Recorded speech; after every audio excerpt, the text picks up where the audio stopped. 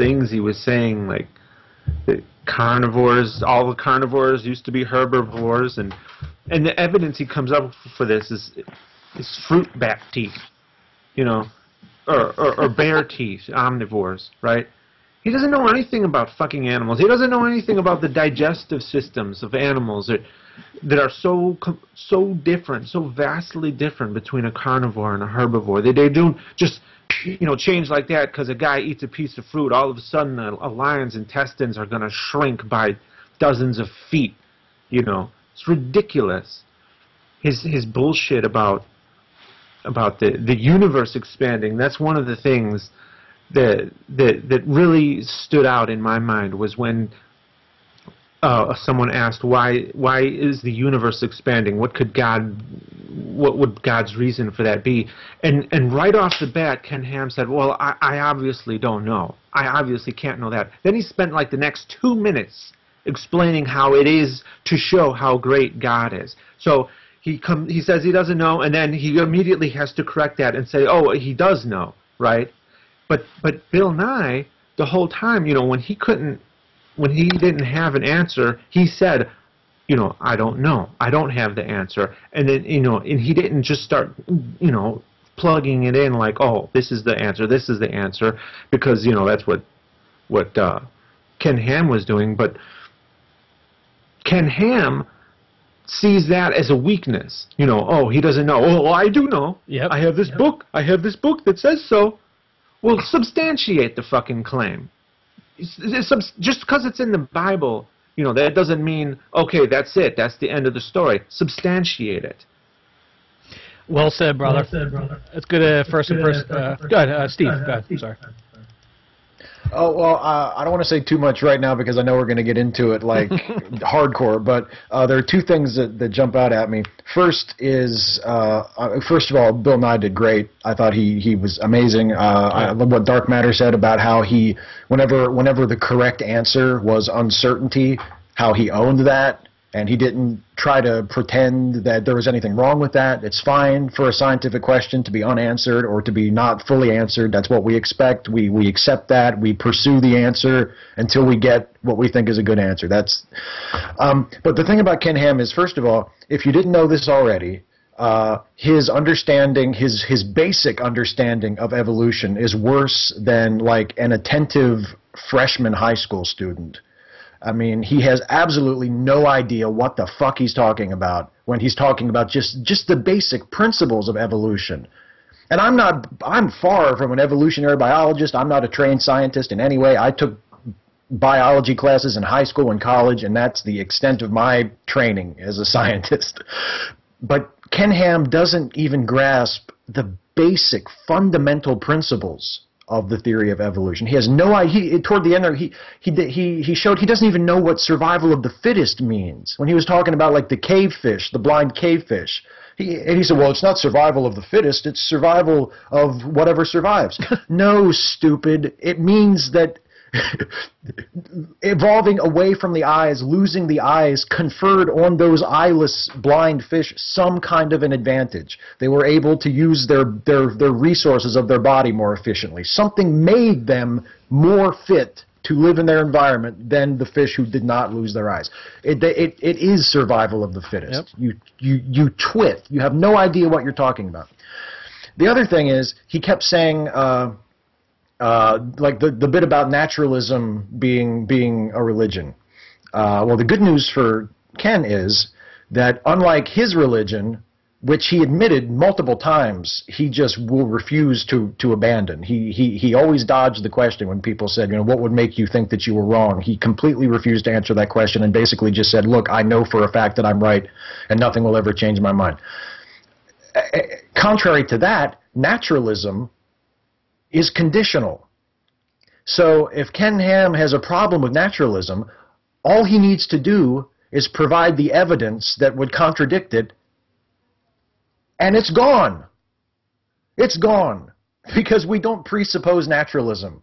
We base naturalism on facts, on evidence, on what we think are good answers to our questions. So if you can show me a reason why it's not the most sensible way to look at the world, If there is such a thing as a supernatural realm, if there is such a thing as a supernatural cause, show me a reason why that's true. I'm not a naturalist anymore. So it's good news for you, Ken. All you have to do is come up with one argument, one piece of evidence that refutes naturalism, and that's it. That's all you need. So, anyway. Excellent fucking rant there, man, Steve, man. I totally agree with you, man. Real quick, let's get on to the next, I guess, thing we should discuss here. How about the audience? What the hell was that in the beginning?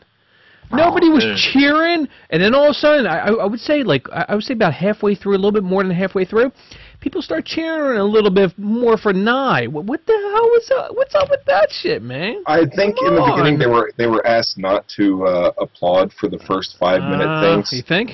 To keep it going quickly, and then they were. Because you'll notice that Ham didn't. Ham was getting some cheers, man. He didn't get a lot of applause, really, as far as I heard. But the most telling part to me was not the applause, but the laughter. The laughter. And to me, it almost seemed like, and now we're getting conspiracy theory. Yeah, here I'll pull out my freaking Matthew glasses and the tin hat. But I could see a lot of those people in there. That one joke that he made about at the very beginning, they're all rolling their eyes and just sitting there doing nothing. It almost seemed like they got together beforehand in their churches and coached each other and said, no matter what the hell you do not laugh. Do not freaking react to freaking whatever, Nye says. Just sit there stone-faced. Yeah, you're right. When they panned to the audience one time, it's probably like a half an hour, 45 minutes in, you see all the kids there like with their hands crossed, like just like blank stare, like in front of the stage. I'm like, what the hell's this? Laugh, come on, listen, like take some fucking notes. Yeah, the audience definitely looked kind of hostile the few times they showed it towards Nye. It was always when Nye was talking, and they looked, they didn't look too happy. The bow tie Nazis. I think the bow tie clip, I'm like, what really upset me in the beginning, which was, it didn't last too long, was when he was talking about the bow tie for too long for a 5-minute intro. He spent like 2 minutes on the tie. I'm like, come on, dude, come on, pick it up. Let's get rolling here, Bill. But he ended up doing it, so. And everybody he did well. No, he definitely did well. How about Nye at the end here? I got a note here. What about Nye at the end talking about religion? It was all about religion at the end for him. Anybody want to talk on that? It's like everything was God this, God said this, God said that. He wasn't even talking really about the topic at hand. The debate topic. It's like, good negation. Now, let Steve and them go, because we keep stepping on them. Oh, sorry. They'll never get in if they don't let you know what? You can tell me to shut the fuck up. I don't really give a shit, but I'm just trying to read over comments here. Go ahead. Go, Steve. I think it's important, given that it seems like part of Nye's reason for doing this was to reach out to people and to maybe play to an audience that he wouldn't ordinarily be playing to in terms of like the scientific stuff. I mean, one of the things that I think is important to remember is, and Bill touched on this, particularly in the later portions of the debate, that Ken Ham's version of Christianity, let alone his version of just theism in general, is not the only version. And Ken Ham likes to talk as though it is, but it's not. There are millions of Christians all over the world who believe in their conception of God just as firmly, with just as much sincerity and conviction as Ken Ham does, and they have no problem accepting evolution.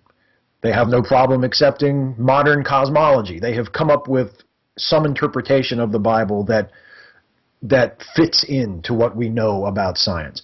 Now, that doesn't make sense to me.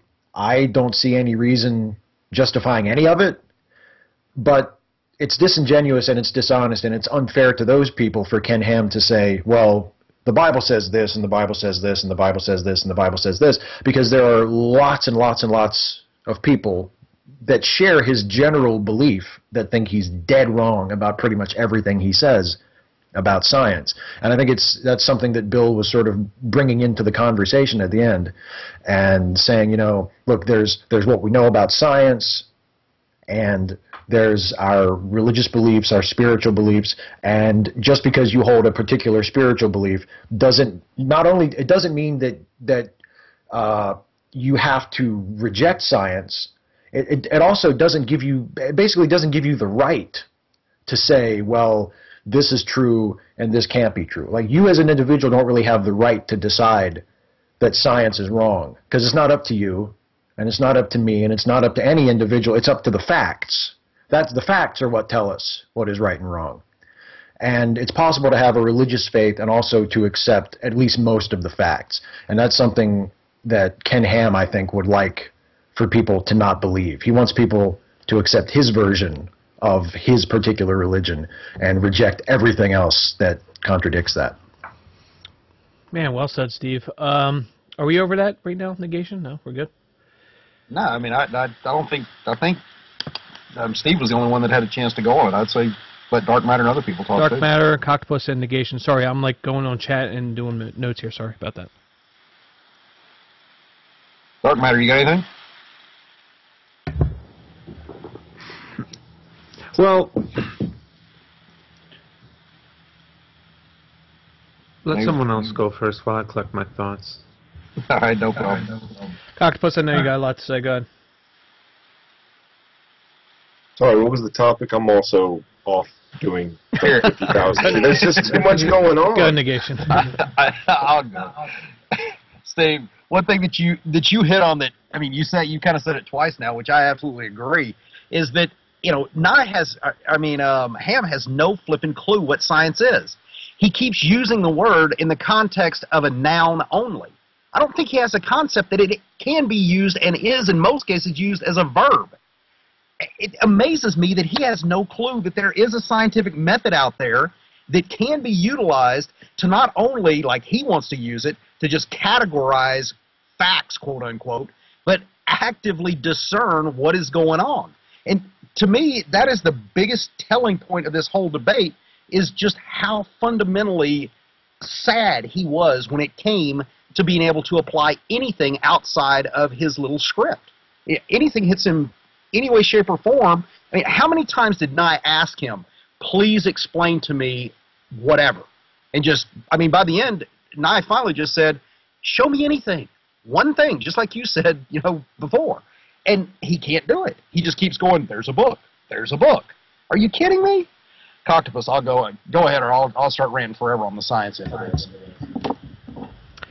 Dark Matter. Yeah, I'd say that, yeah, I see what you mean about Ham having his script and sticking to it, and that was very apparent in the questions section when he just bold-faced wouldn't answer the questions. He would go off on these tangents, and the bit about the hypothetical question, it's like, if I had hair, I'd be pulling it out.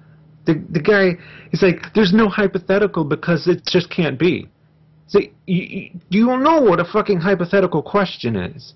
If it were so, then, you know, but he can't even give that much. He can't even do that. And this is somebody who, his whole life is staked on this, you know.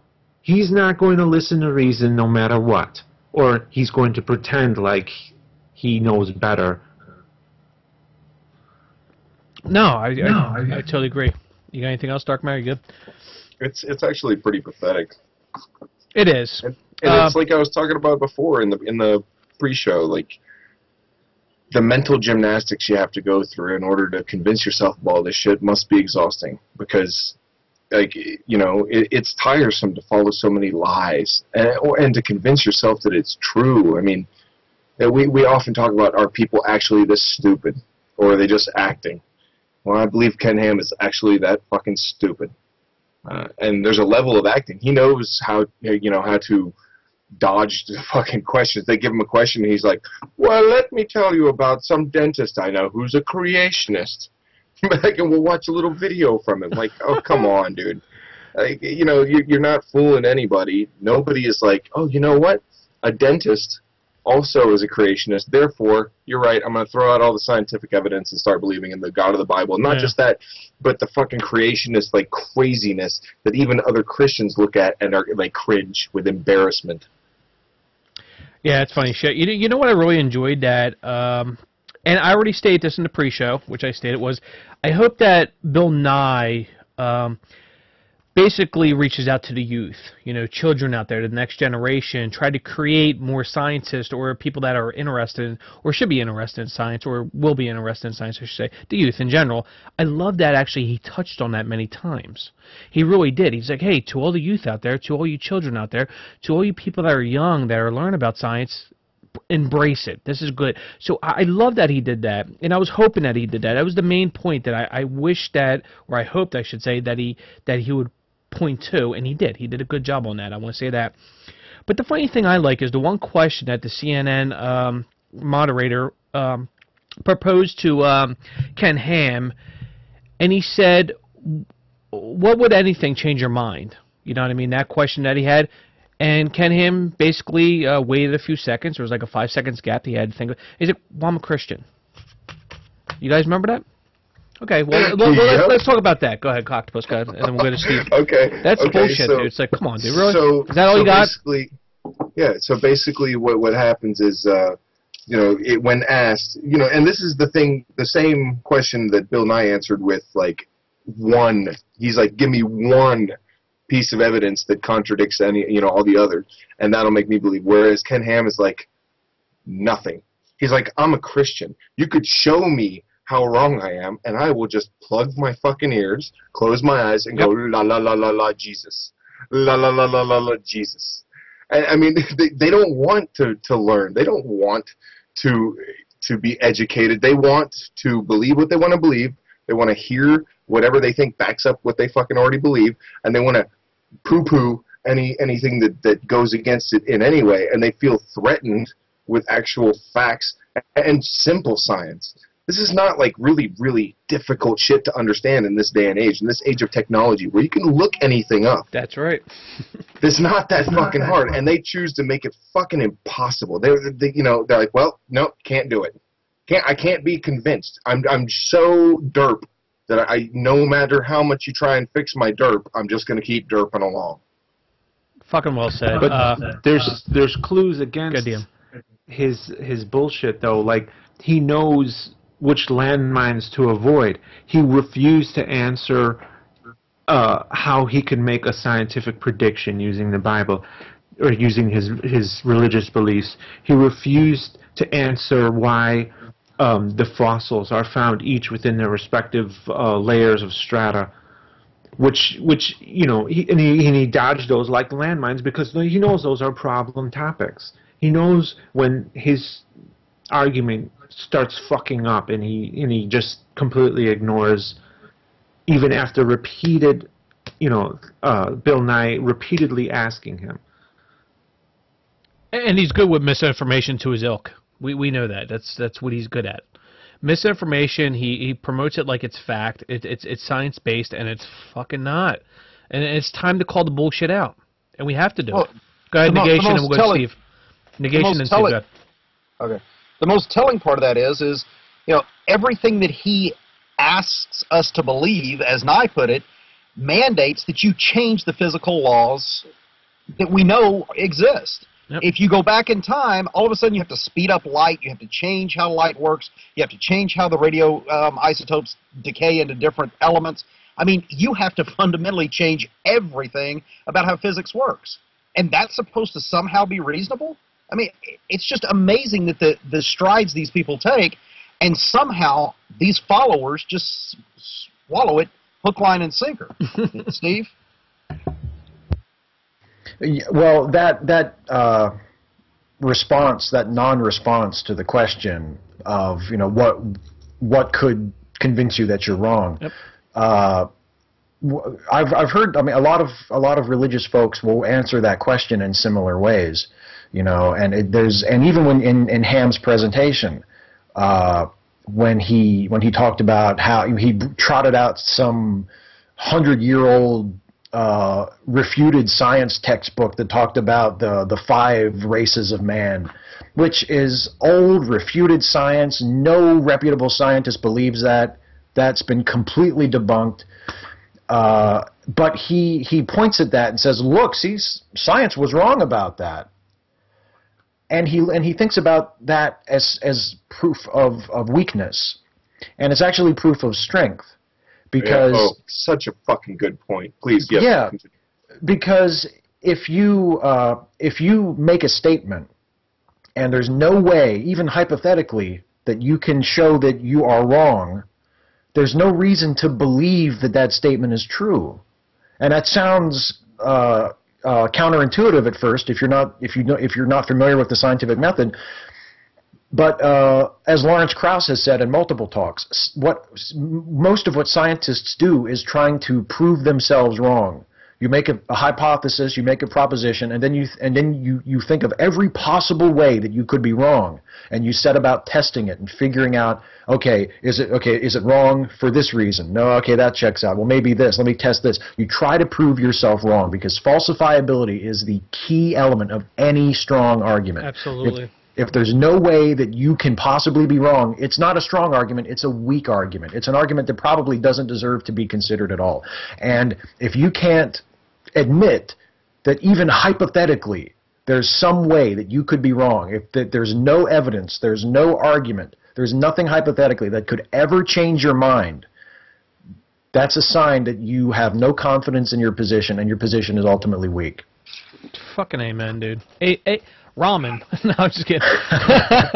No, but seriously, guys, if you like what everybody's saying here, this panel right now, their links are down below. I edited it, so refresh. Go subscribe to these fucking people on YouTube. These are some of my best friends. I love what they have to...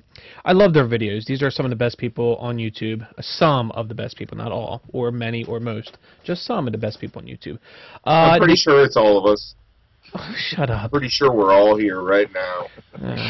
But Negation, I think Negation has a question he wants to propose to the panel, and I got another one after that. And what I want to do, I want to mix it up afterwards for a little bit here because I don't know how much, we're not going to be on here for too much longer. But what I want to do is, if Steve, Dark Matter, and Coctopus have any questions you want to ask us, I think if you want to talk a little bit about your view on the debate or a question you want to propose to all of us, get a different view, yeah, let's do that. So we'll go Negation, me, and if you guys got a question, let's do that, okay? Negation, go ahead. Yeah, mine's more of a topic than a question. But one thing I noticed, and I thought it was a really good tactic, is that Nye never got sucked into quoting scripture to refute some of the things that were said. I mean, the one that jumped out to me more than anything was when Ham starts bringing up, well, they used to chop up dead bodies and then go deliver babies, and we didn't know anything about that. Well, I don't know if most people understand this or even have a clue, but in Luke 11:38, Jesus specifically tells people, do not wash your hands because all disease comes from inside and the deeds you do. And, I mean, what it came from is he was sitting down with the Pharisees to eat, and the Pharisees saw that him and his disciples didn't wash their hands, and they asked him about it. And he's like, oh, you don't need to do that. As long as you're clean in heart and soul and your deeds, you're fine. I mean, on one hand, you're telling me that doesn't work? Because I never wash my hands after taking a big fat dump. I've always just been like, I'm a good guy. I'll take care of it. Exactly. But, I mean, how do y'all feel about him? I mean, I don't think it looked like he was avoiding the Bible, but he damn sure was smart enough not to get into that end of it. So... What do y'all think of that? I don't know. Anybody want to go? He was probably worried about alienating religious people. He didn't want to attack their beliefs so much and wanted to stick to the science. Bill Nye, the science guy.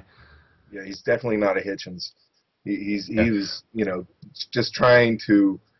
He had some pretty simple questions, but he was getting frustrated, and I think he knew that they wouldn't get answered, that it would be sidestepped, and he made a point of bringing them up over and over, and he did a good job. I think one of the parts that's really stuck out to me was when Ken Ham put out that it was like the two towers of blocks or whatever, and it was the morality.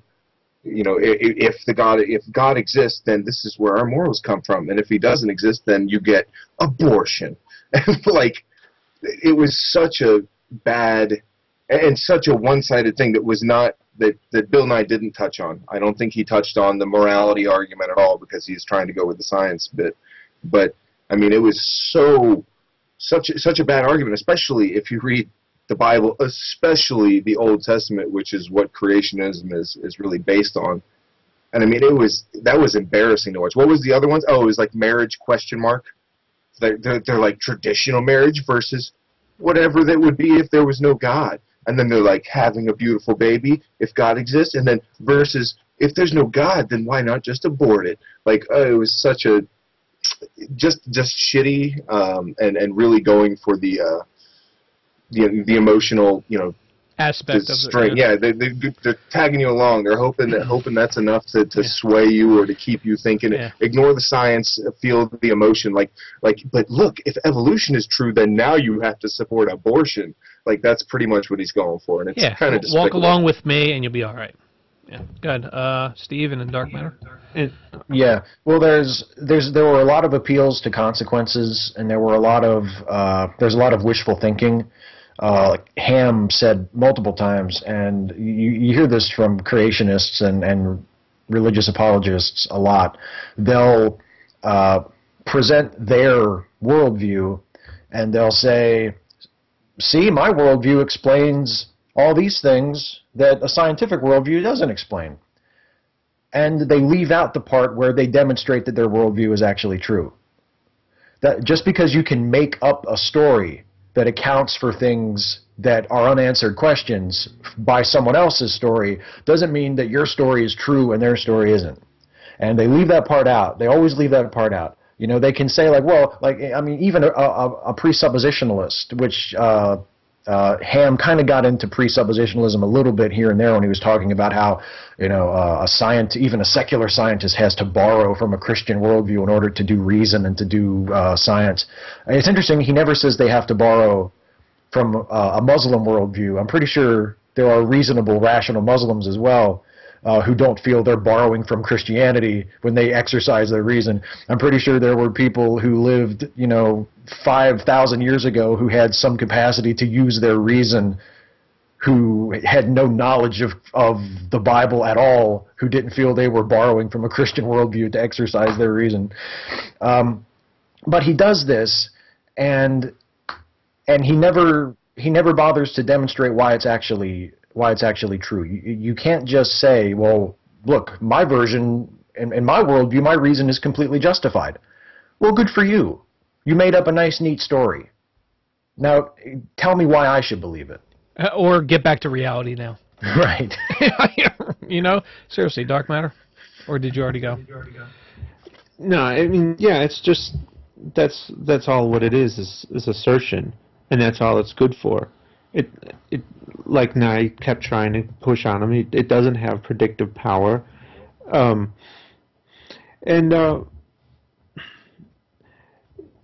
I think that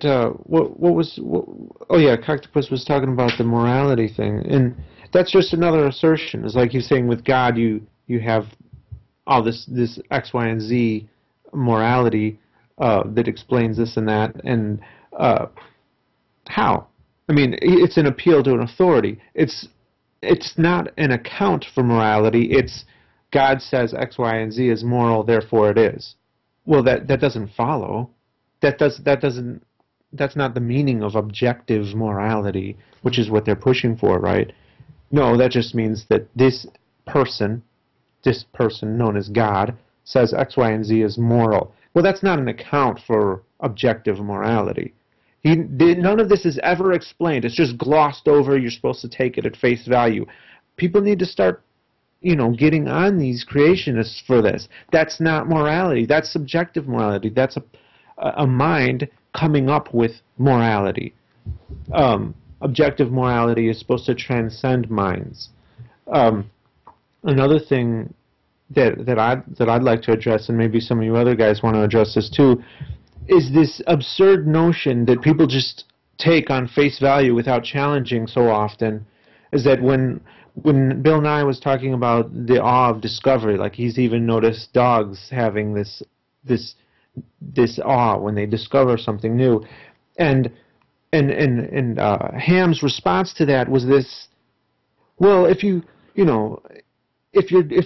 when you die and that's the end of it and you just don't exist anymore, then why does it matter?